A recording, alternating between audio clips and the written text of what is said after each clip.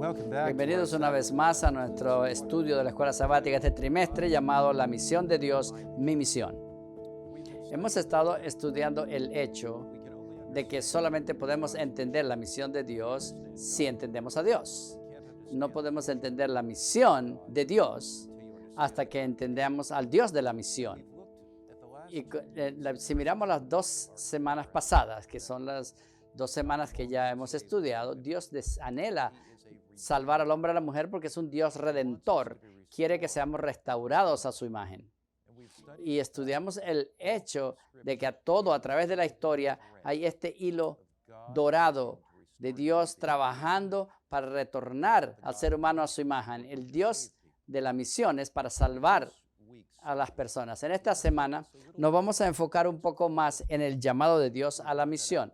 Hablamos de esto un poco la semana pasada, pero en esta semana es más claro el llamado. En el llamado de Dios a la misión, nosotros miramos a nuestro versículo de memoria en Hechos capítulo 1, versículo 8. Este texto se convierte en el tema de esta semana. Hechos 1, miramos al versículo 8. Es un pasaje familiar, pero hay un énfasis allí, hay unos énfasis allí que quiero que trae el pasaje a una luz nueva, una nueva revelación. Hechos 1:8 dice, pero recibiréis poder cuando haya venido sobre vosotros el Espíritu Santo y me seréis testigos en Jerusalén, en toda Judea, en Samaria y hasta lo último de la tierra. Ahora, dése cuenta lo que dice, recibiréis poder. El poder para poder testificar no viene de nosotros, viene de Dios. Nosotros podemos tener muchas estrategias, nosotros podemos tener unos planes muy bien pensados, nosotros podemos tener estaciones de radio y estaciones de televisión y imprentas maravillosas, instituciones educativas, hospitales. Podemos tener toda esta maquinaria preparada, pero a menos que el Espíritu Santo y su poder llene cada uno de nuestros corazones como creyentes, nosotros no vamos a tener poder en testificar. Y él dice, pues recibiréis poder cuando haya venido sobre vosotros el Espíritu Santo y me seréis testigos en Jerusalén, en toda Judea, en Samaria y hasta lo último de la tierra. Jerusalén. ¿Qué sabemos de Jerusalén en el tiempo de Jesús? Era una ciudad que rechazó a su Señor. Y tienes la población judía allí y que los sacerdotes decían crucifícale, crucifícale, pero más que eso, porque muchos de esos judíos se convirtieron en cristianos después cuando descendió el Espíritu Santo en el libro de Hechos, tenían corazones sensitivos, pero los líderes judíos fueron los que dieron la espalda a Jesús. Pero, ¿qué tal los romanos? Los romanos dominaban a Jerusalén en ese siglo.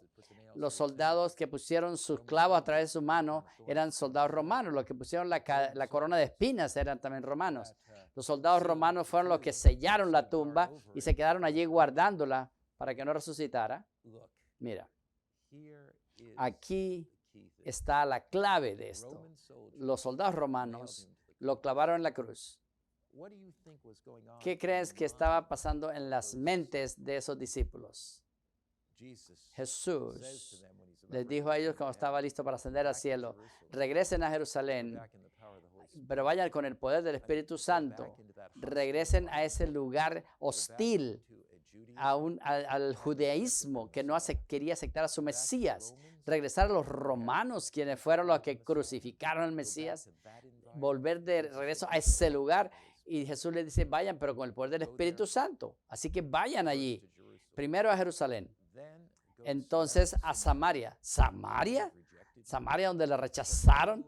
¿Samaria, Señor, estás seguro que eso está bien? ¿Las provincias cercanas a Judea? Y después hasta el final de la tierra. ¿Cómo podemos hacer esto, Señor? En el tiempo de Cristo, el Imperio Romano tal vez tenía alrededor de 60 millones de personas. Tal vez habían como 120 que estaba en el aposento alto. Así que, ¿cuál sería el porcentaje? Como un cristiano por cada 500,000 personas. El trabajo se veía imposible, pero Jesús dijo, vayan armados con el Espíritu Santo, en el poder del Espíritu Santo. Y esa es la lección para esta semana.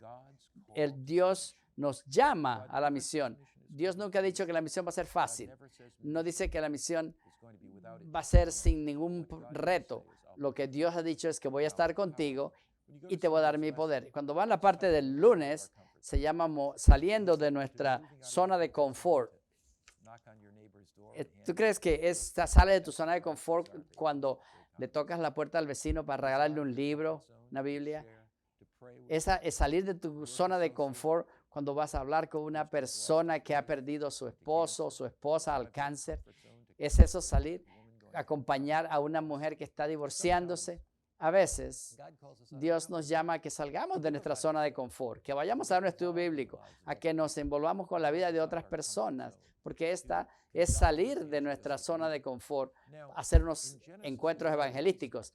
Ahora, en Génesis 11, me pareció que era una forma interesante de empezar con los constructores de la Torre de Babel. ¿Por qué empezamos allí?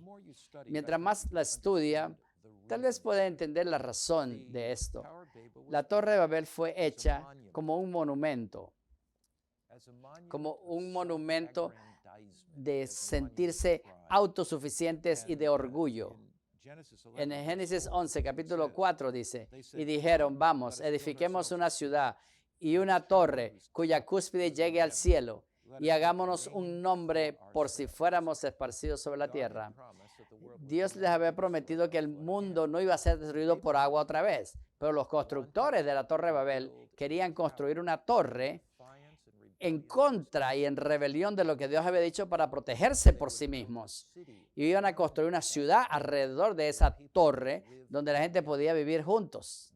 Pero Dios los esparció confundiendo su lengua y así los esparció para que tuvieran más oportunidad en esa forma de conocerle a Él y de compartir su amor con otros. Aquí, en el último párrafo dice, la Escritura no dice explícitamente. Elena de White afirma que no confiaron en la promesa de Dios que nunca destruirá la tierra con agua de nuevo. Hablamos de eso. Tenían la intención de construir por su cuenta seguridad percibida en lugar de confiar en la palabra de Dios. Cualquiera que fuera sus motivos finales, Dios sabía que sus intenciones no eran puras, sino que estaban llenas de ambición egoísta y por eso les impidió de lograr sus metas. Así que Dios los previnió de que lo hicieran. ¿Por qué? Porque no estaba en su misión. Él sabía que si todos se quedaban ahí juntos, congregados en un solo lugar, la apostasía y la rebelión iba a abundar mucho más. Así que Él los esparció y al esparcirlos, anhelaba que ellos quisieran conocerle más a Él para poder restaurarle a su imagen mientras los esparcía. Lo hacía con un propósito específico de enviarlos para que vinieran hacia Él en la misión. Él quería que la gente fuera una bendición para todo el mundo. Y encontramos eso en el siguiente capítulo de Génesis, el capítulo 12. Lo miramos la semana pasada, los versículos 1 al 3, donde Dios le dijo a Abraham, sal de tu tierra. Dios siempre dice, sal de tu zona de confort. Sal de las cosas que te mantienen separado de participar en la misión conmigo. Y te haré una nación grande y te bendeciré y haré tu nombre grande y serás bendición. Así que Dios esparció a las personas para Él poder darles una bendición. Llamó a Abraham afuera de su zona de confort para hacerlo bendición. Y el pacto de Dios a través de los siglos ha sido un compromiso de que si la gente participa con Él en el compromiso en la misión van a ser una bendición. Ahora, ahí vemos una lista de 6 textos desde Génesis hasta Mateo en el Nuevo Testamento. Están enfocados como un láser en las promesas de Cristo que iba a venir a redimir la raza humana y el cumplimiento de la promesa para que nosotros pudiésemos participar en la misión. En el Génesis 3:15 está la primera promesa de la redención. Cuando Dios le dice a la serpiente que el Mesías va a venir y tú le vas a herir el tobillo, el calcañal, y ella te irá en la cabeza, y él te irá en la cabeza. En Génesis 17:19, Dios habla del pacto eterno con Abraham de que el Mesías vendría y daría vida eterna. En Números 24:17, Dios habla acerca de una estrella que se va a levantar de Jacob para llevar a los sabios del oriente desde Irak o Irán hasta donde estaba el Mesías. Ahora veamos esto, que es interesante. La promesa mesiánica fue dada en Edén. En Génesis 17 habla de Abraham ser bendición para las naciones. Y Dios elige llevar hacia el lugar donde nació Jesús gente de Irán o Irak que no sabían nada de la cristiandad. Y entonces él habla de una virgen que va a concebir y va a tener un hijo en Isaías 9:6. Y habla que cuando el tiempo de Cristo viene en Daniel 9. Y después en Manuel, Dios con nosotros, en Mateo 1. ¿Sí? ¿Cuál es el propósito de estos textos?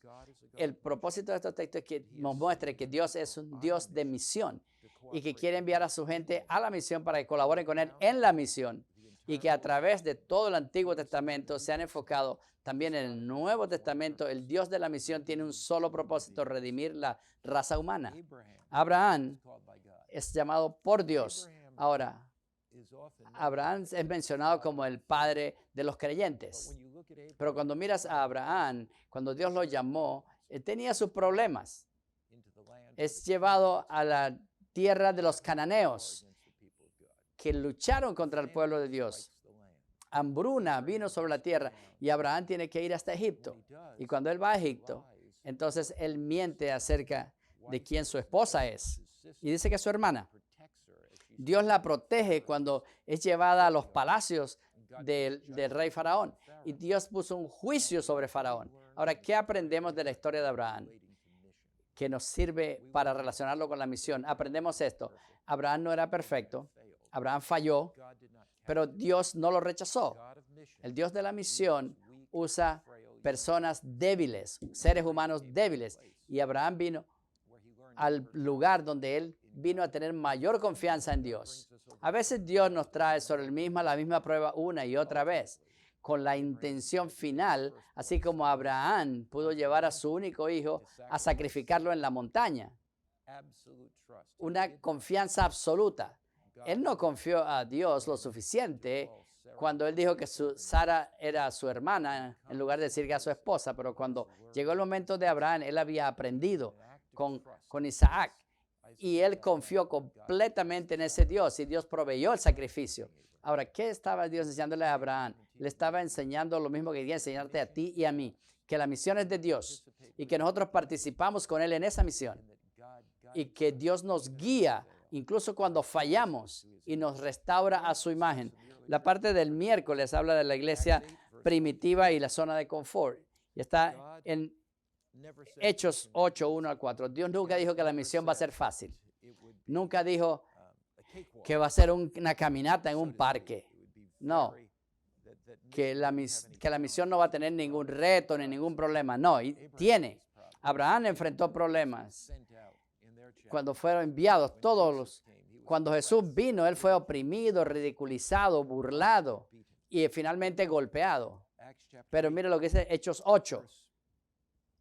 Versículo 1 dice, habla de Saulo, que perseguía a la iglesia de Dios. En versículo 1 dice, todos fueron esparcidos por las tierras de Judea y de Samaria, salvo los apóstoles. Y finalmente dice, y Saulo asolaba a la iglesia en el versículo 3. Y en el capítulo 4, los que fueron esparcidos repartían el conocimiento donde quiera que llegaban. Así que Dios lleva su misión hasta Samaria, ¿cómo? A través de la persecución. Lleva a Saúl a Samaria en persecución. En la misión siempre van a haber retos. En la misión siempre hay dificultades. Pero Dios está ahí. Estaba con Abraham en la hambruna, en la batalla con los cananeos y yendo a Egipto. Dios estaba con Jesús cuando él enfrentó el ridículo, la burla, cuando fue azotado y cuando fue clavado en la cruz. Dios estaba ahí. Dios está con los discípulos cuando ellos fueron esparcidos y fueron a Samaria cuando Saúl iba a Samaria.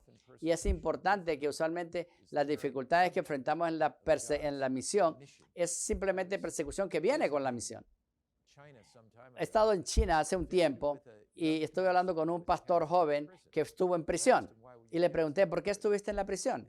Y me dijo, fui echado en prisión porque yo era un criminal. Y yo, ¿que eres un criminal? ¿Cómo es eso? ¿Y cómo te convertiste en pastor? Dice, bueno, había un cristiano allí que estaba distribuyendo literatura, deseado de toda la gente, camino a Cristo. Y él fue arrestado y lo echaron en la prisión. Y este pastor joven me dice, cuando esta persona fue puesta en la prisión, cada tarde lo golpeaban y unas personas rudas le daban muy duro y le salía sangre de su boca y él oraba por ellos.